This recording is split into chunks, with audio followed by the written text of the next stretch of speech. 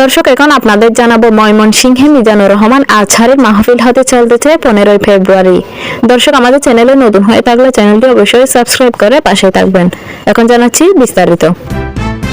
তাফসিরুল কোরআন মাহফিলে মিজানুর রহমান আজহারি 15 ফেব্রুয়ারি শনিবার প্রধান মুফাসসির হিসেবে উপস্থিত থাকবেন। নগরীর 22টি স্থানে বড় পর্দায় সরাসরি প্রচার করা হবে মাহফিল। আজহারি মাহফিলকে সামনে রেখে বৃহস্পতিবার ময়মনসিংহ প্রেস ক্লাবের সংবাদ সম্মেলন করেছেন আয়োজক কমিটি আল ইসলাম ট্রাস্ট ময়মনসিংহ। এতে আয়োজক কমিটির আহ্বায়ক অধ্যক্ষ কামরুল হাসান মিনুল বলেন, মিজানুর রহমান আজহারি কোনো দল বা গোষ্ঠীর নন। তিনি বিশ্ববরেণ্য একজন ইসলামিক স্কলার।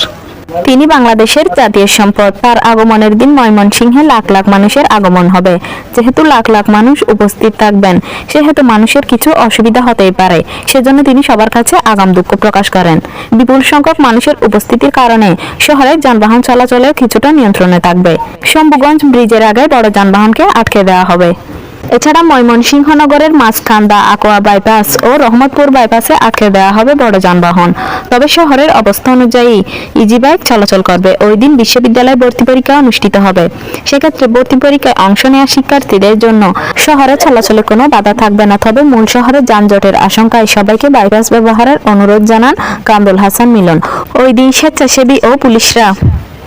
দিন পুলিশ ও স্বেচ্ছাসেবীরা জনগণের নিরাপত্তায় নিয়োজিত থাকবে। তবে অনাকাঙ্ক্ষিত ঘটনা এড়াতে ওই দিন মাহফিলে অংশ নেওয়া মহিলাদের স্বর্ণালংকারের মতো দামি জিনিস ব্যবহার না করতে বলেন তিনি। পুরুষরাও প্রত্যেকে নিজের মোবাইল ফোন ও মানিব্যাগ নিয়ে যেন বিশেষ সতর্ক থাকেন। মাহফিলের জন্য ইতিমধ্যে প্রস্তুত করা হয়েছে সার্কিট হাউস মাঠ। 2 লাখ বর্গফুটের প্যান্ডেল ছাড়াও পুরো মাঠটিতে অবস্থান নিতে পারবেন সমাবেশে অংশগ্রহণকারীরা। থাকবে সিসিটিভি ক্যামেরা। 22টি স্থানে বড় পর্দায় সরাসরি প্রচার করা হবে মাহফিল। এই মাহফিলকে সফল করার লক্ষ্যে বিএনপি ও জামায়াত ইসলামী সহ ইসলামী দলগুলো একযোগে কাজ করছে। এছাড়া ইতিমধ্যে জেলা প্রশাসন ও জেলা পুলিশের সঙ্গে আয়োজকদের সভা হয়েছে। সকাল 10টায় শুরু হবে মাহফিলের কার্যক্রম, শেষ হবে আসরের নামাজের পর।